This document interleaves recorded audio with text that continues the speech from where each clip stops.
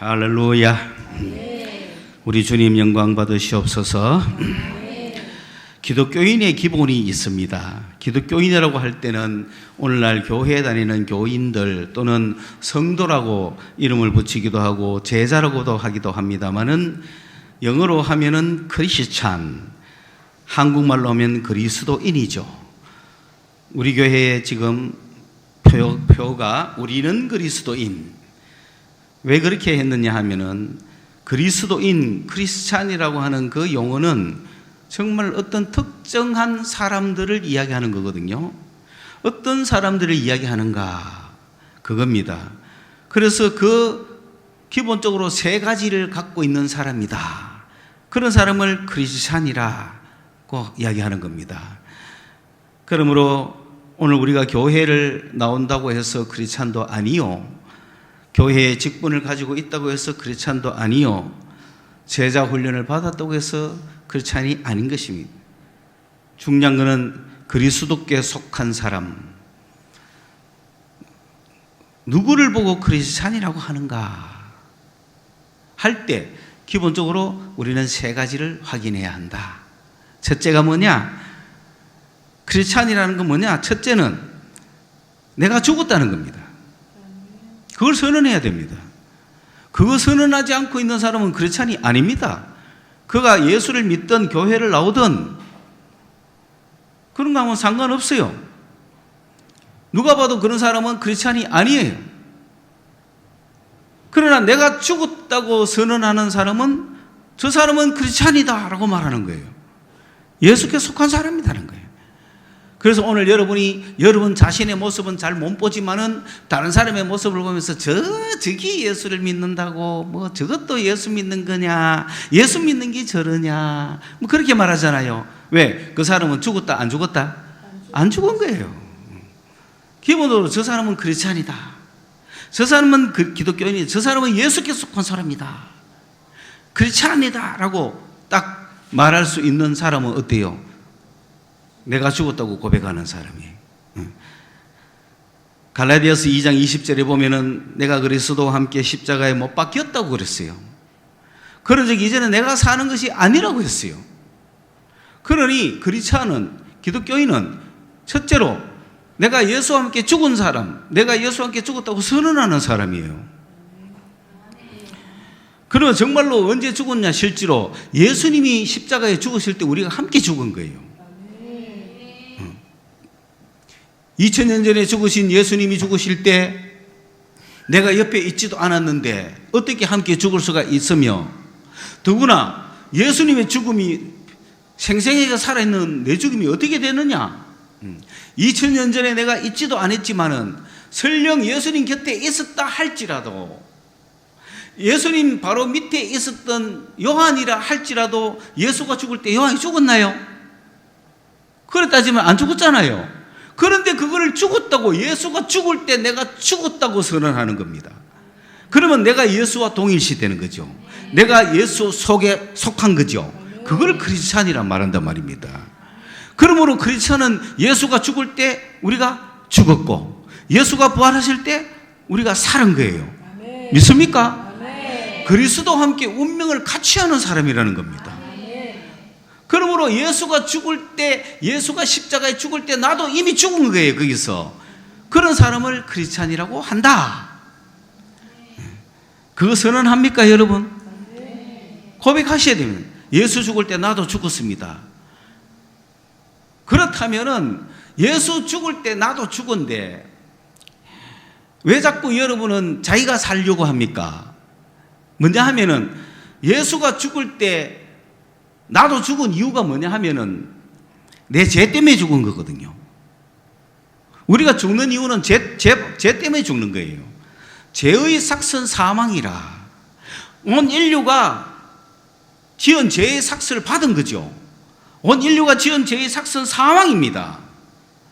그런데 이된 사람들은 그런 큰 죄에 대해서 잘 이해하지 못하니까 자기가 지은 죄, 또 그 죄의 대가 받고 철창 가고 뭐 이런 정도로만 생각하지, 그래서 죄를 안 지보려고 노력하지만은 죄를 지을 수밖에 없고 양심적으로 살았다고 하는 사람이 있어도 결국 그 사람이 죽잖아요. 그 죽는다는 건 죄의 삭스를 받았다는 뜻이에요. 그런데 그리스도인들은 이미 예수의 죽음이 예수가 내 대신 죽으신 거야. 그러니까 예수가 죽을 때 내가 이미 죽은 거예요. 그래서 내가 지금 짓는 죄 때문에 내가 죽는 게 아니에요. 예수가 내 때문에 죽었기 때문에 예수는 나의 모든 죄값을 치르시고 죽으신 거예요. 그런데 우리는 자꾸 내 죄 안 지으려고 노력하고 내가 죄 안 짓고 의인이 되어보려고 노력해요. 그 말이 됩니까? 안 된다고요. 그게 복음이에요. 1차 복음, 크리스찬이 됐다고 하는 기쁨, 그리스도인이 된 기쁨은 그거예요. 지금 우리는 내가 지금 죄 안 짓고 사는 게 목표가 아니에요.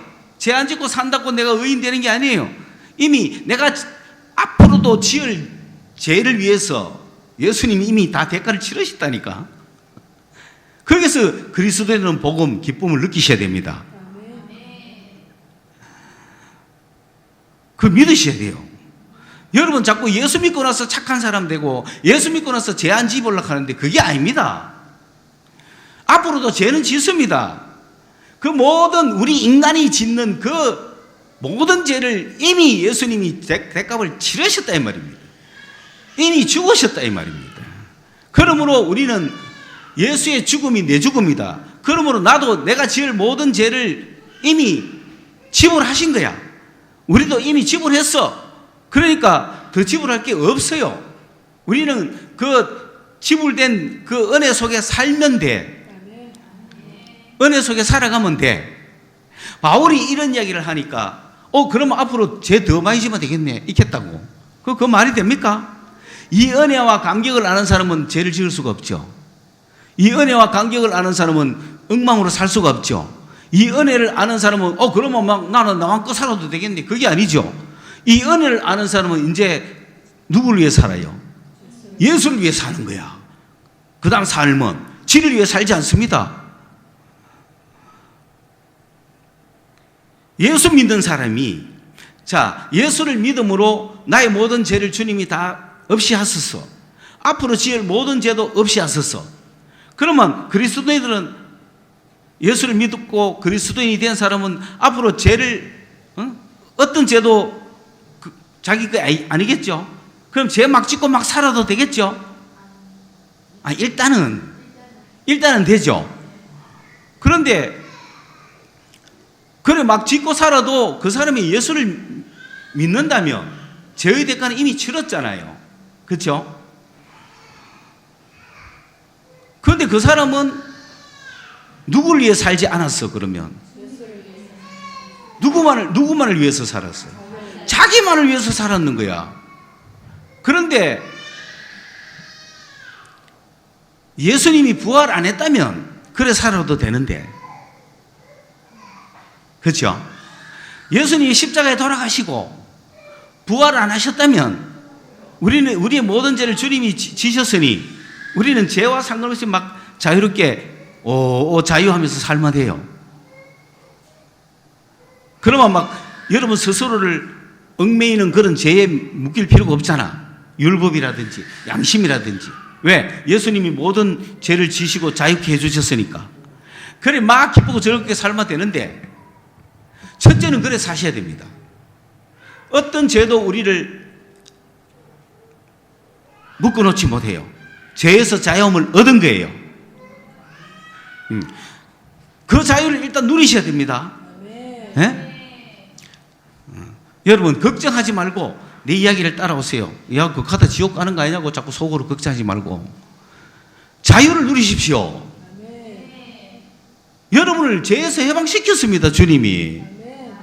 그걸 왜 안 믿어요? 그래 우리는 죄의식이 있든 말든 죄가 공격하든 말든 우리는 죄에게 얽매이지 않아요. 우리는 죄에서 자유함을 얻은 사람들이야. 그런데도 그리스도인들이 자꾸 죄에 얽매이갖고 사는 사람들이 너무 많더라는 거죠. 죄에서 자유함을 얻으십시오. 그게 첫째 복음이다. 그게 그리스도인들이다. 그러면은 죄의식을 느껴가지고 막 타종교처럼 참회하고 막 이렇게 선행을 하고 막 이렇게 하는 그런 죄의식에 쌓이가 자기가 죄값을 치러보려고 하고 막 어렵게 살아보려고 하고 하는 그런 사람들하고는 비교가 안 될 만큼 그리스도인들은 자유함을 누리는 겁니다. 자유함을 누리셔야 돼요. 이 자유함을 누릴 줄 아는 사람이 그 다음 단계로 가는 거예요. 이 자유함을 못 누린 사람은 그 다음 단계에 가봤자 그 말 소용이 없는 거야. 기본으로 이 자유함부터 누려야 되는 거예요. 기본으로. 응? 오늘 이 시간 그리스도인이라면 이 자유함부터 누려라. 그래야 어떤 마귀의 공격도 이겨낼 수가 있다. 왜냐하면 마귀는 죄만 지으면 쪼르르 달려와가 네 죄 짓재 그런단 말입니다. 아니잖아요. 예수님이 이미 다 치부하셨잖아요. 왜 그 마귀의 공격을 받아가 있느냐 이 말이죠. 두 번째로, 그렇게 그러면 그 원리를 아는 사람은 이제 세상에서 자유롭게 마음껏 살 수 있잖아요. 마음껏 살 수 있는데 그게 전부가 아니고, 두 번째는 뭐냐면은 예수님이 부활하신 거야. 부활하신 거는 뭐냐면은 우리의 죄 때문에만 죽은 건 아니라는 거지. 예? 우리의 죄 때문에 죽었다면 우리는 이 땅에서 그냥 죄하고 상관없이 마음껏 자유를 누리며 살면 되는데, 내 멋대로 살면 되는데, 예수님이 뭐 하셨다? 부활하셨으니까 우리도 뭐 했다? 부활했거든요. 그러면 어떻게 살아야 돼요? 부활하신 주님과 함께 우리도 부활했으니 부활한 모습대로 살아야 되는 거야. 두 번째는, 그러므로 그리스도인은 부활한 모습으로 사셔야 된다 이 말입니다. 새로운 생명으로 사셔야 된다 이 말입니다. 새 사람이 됐어요. 새 생명이 됐어요. 새로운 모습으로 사셔야 돼요. 그러면은 이 새로운 모습은 세상의 향락을 누릴까요? 지를 위해서 살까요? 소위 우리가 말하는 죄를 지을까요? 안 짓는다고. 믿습니까? 그래서 안 짓는 거지. 첫 번째를 누릴 줄 아는 사람이 두 번째로 사는 거예요. 이 두 번째로 사는 사람은 마귀의 공격을 죄 때문에 받지는 않아요. 왜? 이미 예수와 함께 내가 죽었다는 걸 아는데 내가 뭐 자꾸 어렵게 되려고 그래요. 안 되는데. 안 되기 때문에 주님이 죽으셨는데. 그렇죠? 그게 내가 못하는 걸 주님이 해주셨어. 그렇기 때문에 여러분은, 우리는 이 땅에서 죄와 상관없이 살아가야 돼요. 그렇다고 흥청망청 세상을 위해서 살자, 나를 위해 살자 할 수가 없는 게, 우리는 새로운 생명이 있거든요. 그거는 옛사람이거든요. 그러니까 우리는 예수가 부활하심으로 말미암아 새 생명을 얻었거든요. 새 사람을 얻었거든요. 새 사람 된 그날부터, 여러분 새 사람 됐습니까? 이게 그리스도인이라. 그게 크리스찬이라 그러는 거야. 그걸 크리스찬이라 그러지 기독교인 캐가 될 일이 아니에요. 크리스찬은 예수와 함께 죽고 예수와 함께 산 사람이죠. 이 사는 옛 사람이 아니라 새 사람이 살고 있는 사람이에요. 이 새 사람은 기쁨과 사랑과 평화와 희락 이런 걸 느끼지 않겠어요? 그렇죠? 그러니 내가 죽고 두 번째 산다, 이걸 확실히 갖고 있는 사람이 그리스도인들이다.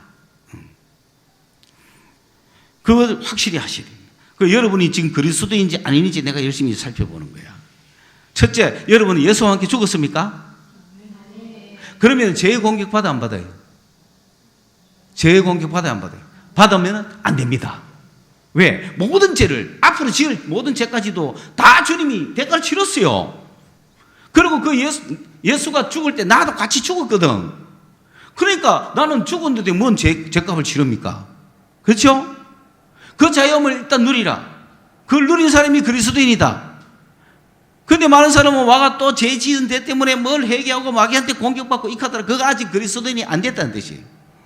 두 번째로, 예수님이 부활하셨잖아요. 그럼 우리도 예수와 함께 살았잖아요. 그러니까 옛사람은 죽고 새사람이 살았잖아요. 이게 중생입니다. 이게 거듭난 겁니다. 여러분 거듭났습니까? 거듭난 사람은 지금 옛사람도 살고 새사람도 살잖아요. 그러면은 우리는 새사람으로 살아야 되지 옛사람으로 살면 되겠습니까? 안 되죠. 그렇기 때문에 부활하신 주님과 함께 새사람으로 살기 때문에 우리는 죄 안 짓는다는 거죠. 그런데 옛사람은 자꾸 뭘 지을까요? 죄를 짓겠죠. 그러나 그거는 옛사람이 하는 짓이라. 우리는 이미 거듭났어. 예수의 부활과 함께 새사람이 됐어. 그렇기 때문에 이 새사람 된 이 우리의 이 삶을 위해서 우리는 예배하고 기도하고 찬양하고 말씀 보고 주를 전하고 예수를 믿음으로 살아가는 거예요. 이 새사람이 살아가는 거예요. 주님이 부활하셨으니 나도 부활한 거예요. 그래서 중생 거듭난 새사람으로 살아가고 있는 우리다. 그런데 우리에게 옛사람도 함께 있다. 이걸 아셔야 되는 거야. 그럼 우리는 어느 편에 속해가 살아야 될까요? 새사람 편에 속해가 내가 새사람으로의 삶을 살아가야 되지 자꾸 옛사람한테 따라가면 안 되는 거죠. 그래서 이 옛사람과 새사람의 싸움이 우리 속에 있다 이 말입니다. 이게 그리스도인들이다. 그러므로 옛사람과 새사람이 싸워가면서 막 헤쳐나가는 그런 모습을 볼 때 저 사람은 크리스찬이다, 저 사람은 그리스도인이다 그러는 거예요. 그런데 이런 싸움도 없는 사람은 그리스도인도 아니죠. 이런 싸우지도 않는 사람은 교회에 나온다고 해서 옛사람밖에 없지 새사람이 있겠어요? 없잖아요. 그죠? 그 옛사람밖에 없는 사람은 그리스도인이 아닙니다. 그 안에 새사람이 있어갖고 옛사람과 싸워가는 모습이 보일 때 그 사람이 새사람이고 그 사람이 그리스도인이란 말입니다. 그러므로 이 그리스도인이 이 땅에서 살다가 그냥 옛사람한테 져가지고 지질이 궁상맞게 못 사는 게 좋겠어요? 옛사람을 이겨내고 주님이 주신 부활의 생명을 가지고 새사람의 영광을 막 드러내며 살고 싶어요. 그걸 위해서 교회가 있고 그것을 위해서 우리가 싸우고 믿음이 있고 그것 때문에 우리가 이 땅에서 열심히 예수를 위해서 살아간다 이 말입니다. 이러한 모습을 두 번째는 뭐냐면 내가 주인이 아닌 거예요. 그러니까 죽었다 첫째는. 두 번째는 살았다. 살았을 때는 내가 주인이 아닙니다. 이 세 사람의 주인은 누굽니까? 예수입니다. 옛 사람의 주인은 누구였을까요? 납니다. 그런데 세 사람의 주인은 예수라. 이제는 나를 위해서 살던 사람이 예수를 위해서 사는 거예요. 그것이 바로 로마서 14장 7절에 우리 중에 누구든지 자기를 위하여 사는 자가 없고 자기를 위하여 죽는 자도 없도다. 우리가 살아도 주를 위하여 살고 죽어도 주를 위하여 죽나니 그러므로 사나 죽으나 우리가 주의 것이로다. 여러분은 주님의 것입니다. 주님의 것인 여러분이 어떻게 살아야 될 것인가? 이걸 오늘 말씀드리고 싶은 거예요. 여러분 주님의 것 맞죠? 그러면 주를 위해서 사세요. 그 결과는 영광의 주님을 만날 겁니다. 그 마지막을 바라보고 살자는 거예요. 찌질이 궁상맞게 살지 말고 육신의 일을 위해서 자꾸 살지 말고 약해 빠져가 살지 말고 그리스도인들이 부활하신 주와 함께 새 생명을 가진 이 삶을 우리가 살자 이 말입니다. 이 삶을 살도록 고무하고 밀어주고 땡겨주고 하는 게 우리 할 일입니다. 자, 그래서 세 번째는 뭐냐면은 이 첫 번째 예수와 함께 죽어서 죄로부터 자유함을 받은 그리스도인들이 두 번째 예수와 함께 살아서 이제는 나를 위해서 살던 내 인생을 저버리고 나의 주인 되신 예수를 위해서 사는 새로운 생명을 가진 사람이 세 번째로 이 생명이 옛사람하고 붙어가지고 자꾸 지잖아요. 그리고 이 생명의 모습은 한 개도 없이 옛사람이 나를 덮칠 수 있잖아요. 그런 사람들 그냥 그대로 놔두면 안 되잖아요. 이 사람이 마지막 날 어디 가요? 누구 앞에 가요? 마지막 날 살아가는 예수님 앞에 설 거니까 그게 하나 남은 거야. 그 마지막 예수를 만날 그날을 바라보면서 살아가도록 만드는 거, 이게 세 번째 할 일이다 이 말입니다. 그러므로 그리스도인은 기본은 세 가지다. 첫째는 예수 죽을 때 내가 죽어서 모든 죄를 주님이 다 감당하셔서 내가 죄 때문에 다시 더 할 필요는 없다. 내가 죄의 공격을 받을 필요도 없고 내가 죄를 안 지으려고 노력할 필요도 없다.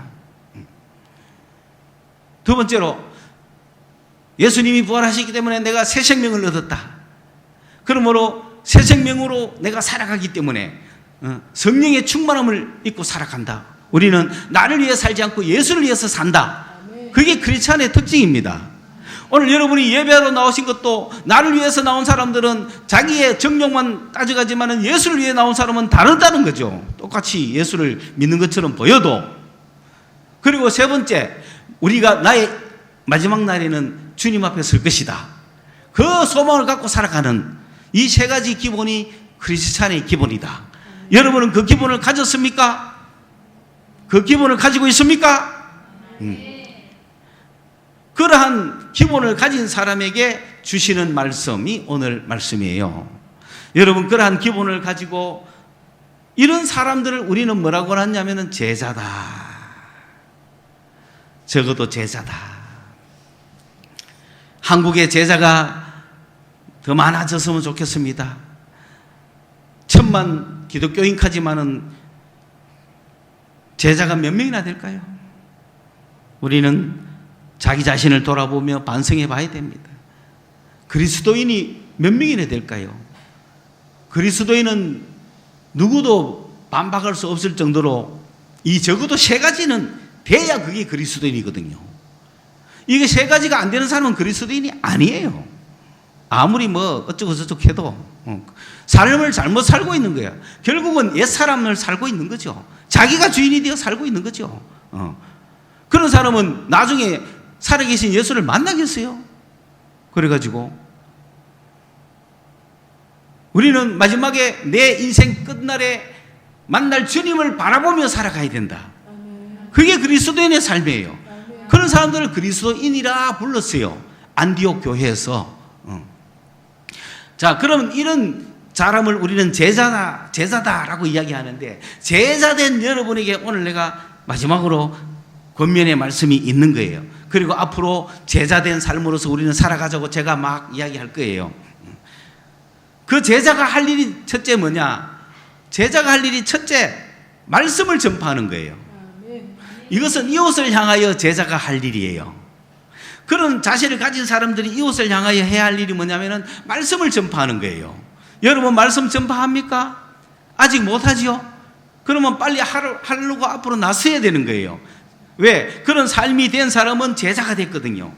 제자는 크리스찬이거든요. 크리스찬이 제자로서 할 일이 첫째 뭐냐? 말씀을 전파하라. 이웃을 향하여 말씀을 전파해야 됩니다. 어떻게 전파할 것인가? 항상 말씀을 전하려고 힘써야 돼. 기회를 노려야 돼. 내가 어떻게 하든지 시장에서 어떤 사람을 만나도 내가 말씀을 전할 수 있는 기회가 있을까 없을까를 잘 살펴야 되는 거야. 예수의 제자들은, 그리스도인들은 항상 여러분 내가 말씀 전하기를 애쓴다. 그러면 그건 제자입니다. 말씀 전하기를 엿본다. 말씀 전할 기회를 찾는다. 그 사람은 바로 크리스찬이에요. 그런 사람이 크리스찬이에요. 어디 가든지 때를 얻든지 못 얻든지, 카이로스가 좋든지 굿타임이든지 배드타임이든지 상관없이 어떻게 하든지 내가 저 사람에게 예수 말씀을 전해볼까라고 애쓰는 사람들, 크리스찬들입니다. 두 번째로, 저 사람이 잘못한 거 있으면 고쳐야 됩니다. 잘못하는 거 있으면 고쳐라. 그게 바로 책망하라는 것이죠. 죄를 깨닫게 하는 거예요. 너 이거 잘못했어 라고 가르쳐 줘야 되는 겁니다. 세 번째는, 저 사람이 자기가 몰라서 틀린 거를 하는 거는 책망해주고 고치는 거지만, 세 번째로 잘못한 짓을 하면 꾸짖으라는 거예요. 그게 바로 경계하라는 겁니다. 그러니까 이 책망하는 거하고 경계하는 거하고 차이를 아셔야 됩니다. 책망하는 거는 저 사람이 예를 들어서 피아노를 치는데 도레미파솔라 시도 치는데 자꾸 도레솔파시 치고 있다. 그러면 틀린 거죠. 틀렸으니까 고쳐줘야 되는 거죠. 그거는 바로 책망하는 거예요. 그러지 말고 이렇게 해.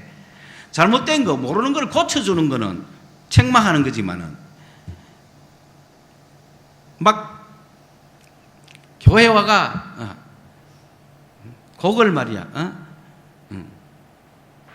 막 니나노 막 이런 거 치면 어떻게 돼요?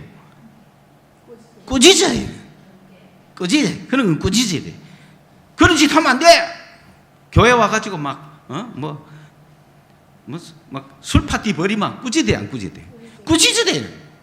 그런 거는 꾸짖어야 돼. 이해 갔죠, 그죠? 그게 전부 다 제자가 할 일이에요. 말씀을 전파하는 일이에요, 그런 게.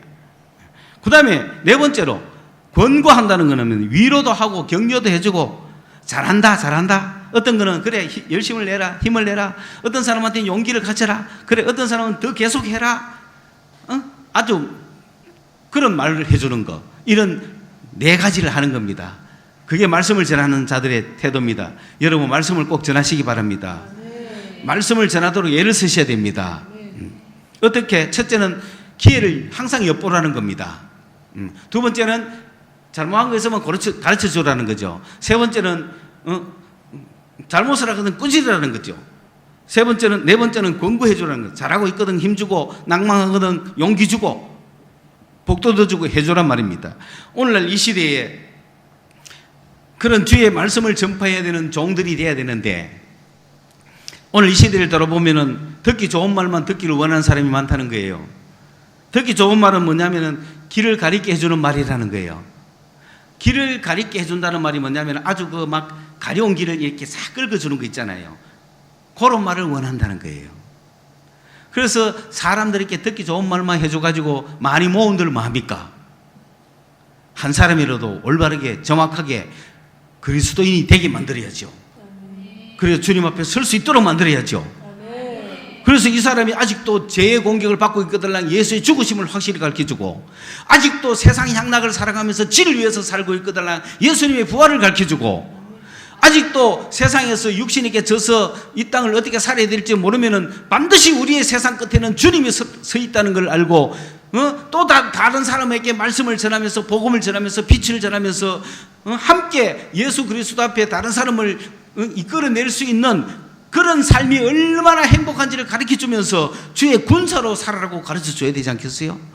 이런 걸 열심히 가르쳐주면서 우리는 살아야 된다 이 말입니다. 두 번째로 자기 자신에게서는 어떻게 해야 되느냐 하면은 우리는 자기 자신에 대해서는 건신하라는 게 뭐냐면은 건신하라는 거는 깨어 있으라는 얘기예요. 그거는 뭐냐면 여러분 우리가 어느 빌딩에 경비를 선다 칩시다. 여러분 경비실에 1층에서 경비를 서고 있으면 거기에 사람이 들어가는지 나가는지 그걸 지키는 사람이잖아요. 그런데 그 사람이 어떻게 해야 돼요? 건신해야 되겠죠. 건신한다는 건 뭐예요? 깨어있어가 망을 봐야 되잖아요. 그런데 이 사람이 지금 술을 한잔 했다. 어떻게 되죠?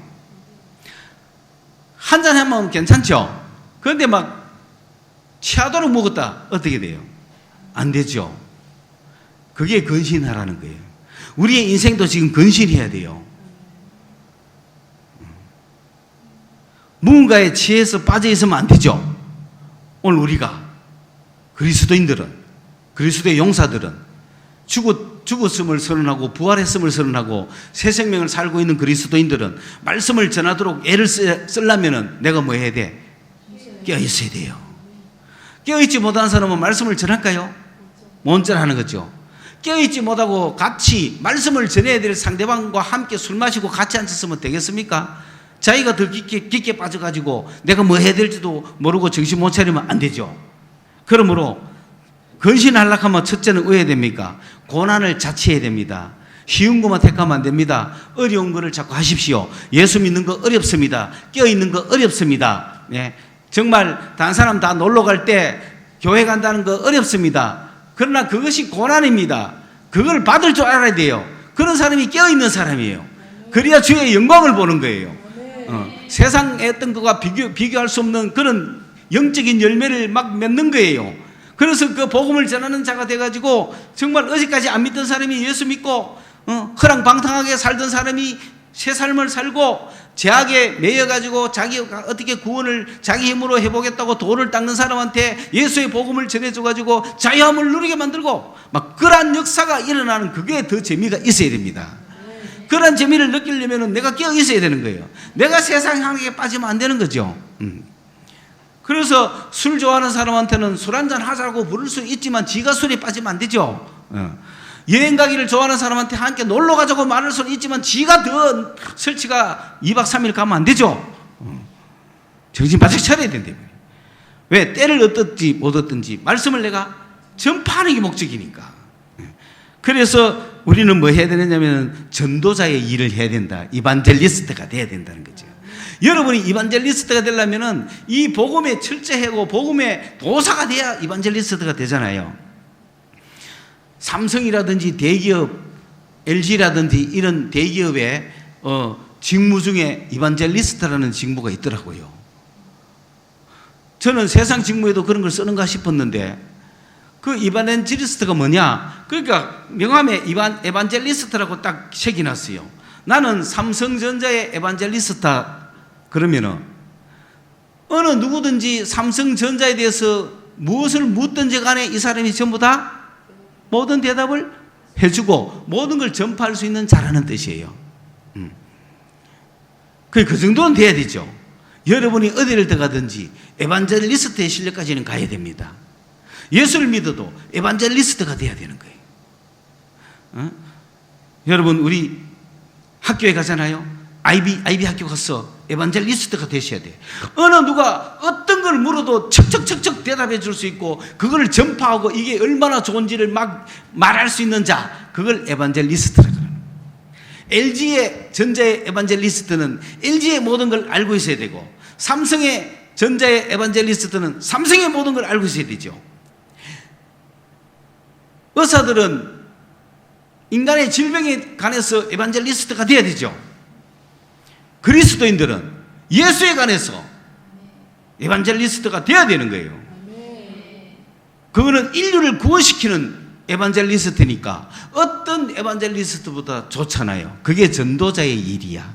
전도의 일을 해야 됩니다. 그걸 제자들이 해야 됩니다. 디모데가 해야 됩니다. 여러분이 하셔야 돼요. 여러분이 세상에서 에반젤리스트만큼 매력적인 직업이 없다는 걸 아셔야 됩니다. 예? 그렇잖아요? 뚜레쥬르 에반젤리스트가 돼야 되는 거예요. 척척 돼야 돼. 전화만 했다 하면 만사형통이 돼야 돼. 모든 문제를 해결해주는 해결자가 돼야 돼. 에반젤리스트가 되고 나서 퇴사하란 말이야. 그냥 그것을 쫓겨나는 게 아니라 완전한 에반젤리스트가 딱 되고 전국의 모든 컨설팅 내 다 한다. 한 곳에 통달할 수 있으면 딴 것도 통달할 수 있거든요. 여러분 그래서 성경에 통달하고 신앙에 통달하고 예수에 통달하고 그런 사람은 전 세계 어떤 것도 다 통달해요. 에반젤리스트가 되라고요. 예수 왜 믿습니까? 그러면 몰라 이렇게 해서는 안 된다고. 교회는 왜 나가는데 몰라 이렇게 해서는 안 된다고. 벌써 자기 말 속에 자기 원망이 들어있잖아요. 그렇죠? 똑같이 몰라도 그렇게 하면 안 되죠. 똑같이 몰라도 예수 믿는데 몰라. 이 사람은 뭡니까? 몰라도 기쁨이 넘친다는 얘기잖아요. 교회 왜 나가는데 몰라. 왜 나가는지 모르지만 나 나가는 게 기쁘다 이런 뜻이잖아요. 근데 아까 했는 거 봤죠? 한 번 더 해줘요. 예수 왜 믿는데 몰라. 교회는 왜 나가는데 몰라. 지도 막 속으로 왜 나가는지 모르겠다 이거 아닙니까? 그죠? 그 예수만 믿어야지 교회는 왜 나가는데 막 그런 원망이 지속에 있었죠. 그건 아직 에반젤리스트가 되려면 멀었다는 거죠. 그런 사람은 크리스찬도 안 된다는 거죠. 여러분은 크리스찬이 되시기를 바랍니다. 이반젤리스트가 되기를 바랍니다. 그래서 사역을 다 하라는 말은 뭐냐면은 그냥 일을 조금 하는 게 아니고 막 힘에 넘치게 모든 일을 다 해라는 얘기예요. 그리스도인들은 주를 위해서 그냥 힘 남겨놓으면 안 됩니다. 그래서 여러분 교회도 그렇잖아요. 일하는 사람이 더 많이 하잖아요. 안 한 사람은 팽팽 놀고 하는 사람은 더 많이 하잖아요. 그래서 일을 좀 나눠 가지라 할 정도로 막 이야기를 하잖아요. 그만큼 사역의 직무의 일을 다 한다는 것은 많은 양을 한다는 거예요. 여러분 많은 양 하는 걸 감사히 여기세요. 왜? 내가 직무를 다 하고 있구나 그런 생각하면 됩니다. 여러분 직장에서도 일을 많이 맡긴 사람은 누가 맡습니까? 잘하는 사람이 일을 더 많이 하지 않습니까? 잘하는 사람은 퇴근도 없어. 잘하는 사람은 퇴근도 못 해가지고 일이 많아가지고 그거 행복인 줄 아셔야 돼요. 그거 축복인 줄 아세요? 누가 알고 계신다? 주님이 보고 계신다. 믿으십시오. 세상 사람은 말 놓고 내가 그러는데 하고 퇴근하고 딱 끝나죠. 그러니까 회사에서 맡길 수가 없어. 그러고 더 주면 자업하면 돈 주세요 이렇게 하잖아. 그러나 그리스도인들은 그렇게 말하지 않습니다. 전 세계 어디가 무슨 일을 해도 하나님이 보신다 믿기 때문에, 하나님이 인정해 주는 걸 믿기 때문에 그런 사람은 최선을 다해 일하고 일이 항상 넘칠 수밖에 없는 거예요. 마찬가지로 주의 일을 하는 우리도 일이 넘치게 하는 거야. 바쁜 사람이 계속 바빠. 그러니까 그 바쁜 거를 원망하지 마라. 그건 정말 나의 사역을 다하고 있다는 증거다. 자, 이제 마지막으로 갑니다. 바울의 마지막 권고가 무엇입니까? 오늘 디모데후서는 바울이 마지막으로 쓴 글이거든요. 마지막으로 누구에게 썼냐면 자기의 제자 디모데에게 썼는데, 그 디모데를 보고 뭐라고 불렀냐면 내 아들아 그랬습니다. 제자야 그러지 않았어요. 성도야 그러지 않았어요. 내 아들아 그랬습니다. 그러면서 너는 참 아들이다. 아들도 그냥 내 아들 부를 사람 많잖아요. 참아들이다. 우리 그 탤런트 김수미 보면 아들이 한 17명 된다면서요. 그런데 진짜 아들은 뭐 다르게 있을 거 아니에요. 니는 아들 중에 아들이다. 디모데야 니는 내 참아들이다. 왜냐하면은 오네시모도 아들이라 그랬거든요. 바울이 내가 믿음 중에 나온 아들이다. 그러니까 여러분 전도한 사람은 다 자기 자녀이거든요. 내가 누구를 전도했잖아요. 그 사람은 자기 자녀거든요. 그러니까 그 자녀가 잘 되기를 바라잖아요. 마찬가지로 바울은 아들 중에 아들이다. 디모데는 내 참아들이다 그랬어요. 그러다가 나중에는 이제 디모데서에서 보면은 내 사랑하는 아들이라 그랬어요. 그 아들에게 바울이 권면을 뭐 하느냐? 나는 이래 살았지만 너는 저래 살아라 하지 않았어요. 나는 고생 쇠빠지게 하고 살았다. 그런데 너는 고생 덜 하고 살아라 그러지 않았어요. 내가 고생한 만큼 너도 고생해라. 내가 지금 이렇게 환난을 당한 만큼 너도 환난을 당해라. 내가 지금 감옥에 갇힌 만큼 너도 감옥에 갇히고, 내가 예수를 위하여 온 생명을 버린 것처럼 너도 버리라. 내가 지금 마지막 하는 길에도 나는 이래 가지 않느냐. 아들 디모데야, 내가 네한테 마지막으로 부탁한다. 너도 나와 같이 살아라.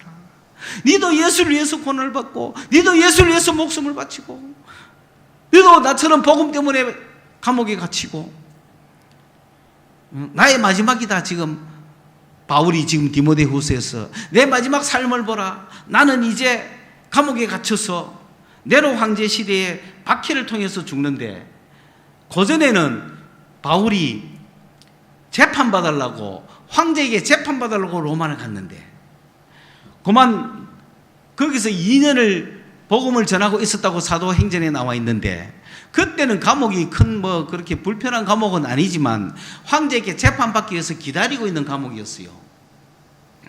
그런데 갑자기 황제가 사면을 선포해버린 거예요.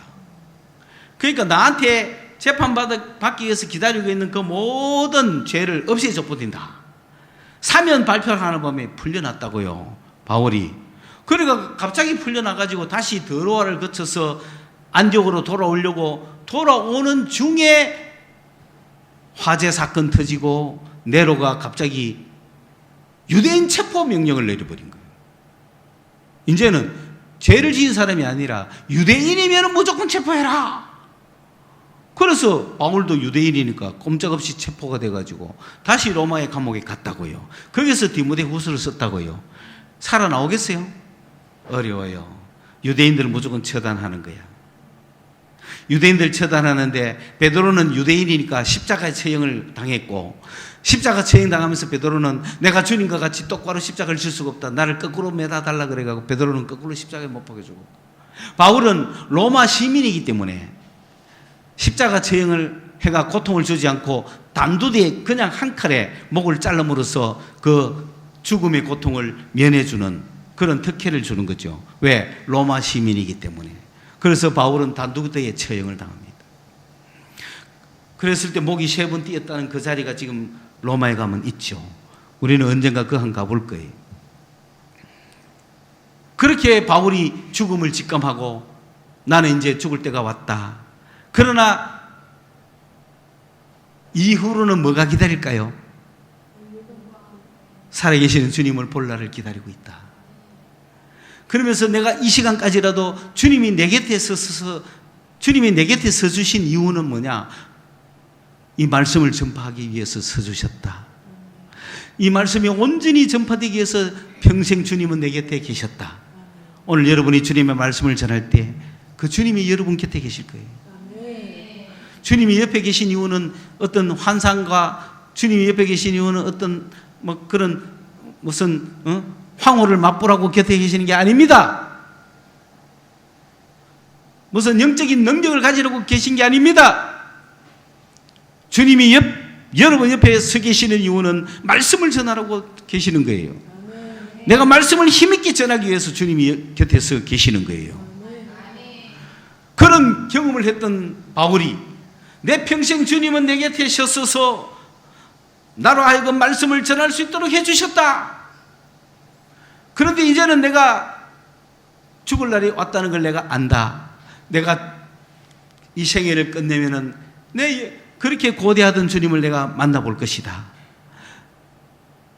그런 마지막에 있는 내가 내 아들 디모데에게 권면하노니, 권면 정도가 아니라 강하게 명령한다. 강권한다. 명령처럼, 유언처럼 내가 디모데야 너에게 말한다.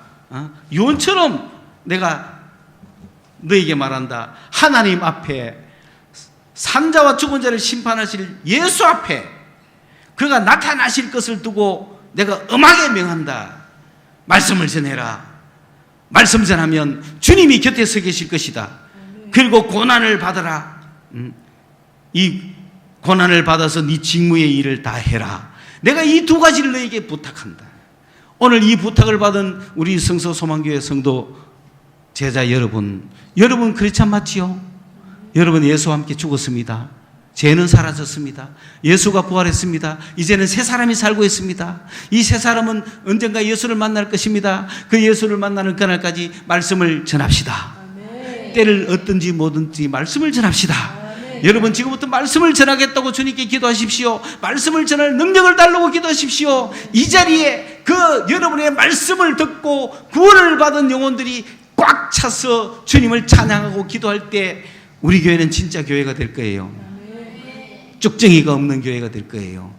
기간지럽혀주는 그런 설교를 하는 교회가 아니라 진짜 생명 얻은 영생 얻은 자들, 정말 살아계신 주님을 마지막 날에 만날 것을 기대하며 살아가는 영혼들로 이 자리가 꽉 차도록 여러분 말씀을 전합시다. 기도하겠습니다. 주님 우리 곁에 서셔서 말씀을 온전하게 전할 수 있도록 도와주실 줄로 믿습니다. 오늘 이 말씀을 듣는 사랑하는 귀한 영혼 한 명 한 명이 정말 참 크리스찬이 되어서 복음으로 일어설 수 있는 우리 교회가 되게 하여 주시옵소서. 생각나는 영혼들을 위해 기도하면서 말씀을 전할 준비를 하게 해주시고 반드시 그 기도의 응답으로 말미암아 영혼을 구원시키는, 그래서 이 자리가 꽉 차는 열매로 가득한 교회가 되어서 주님 앞에 내보내드릴 수 있는, 주님 보시옵소서 할 수 있는 교회가 되게 하여 주시옵소서. 예수님의 이름으로 기도드리옵나이다. 아멘.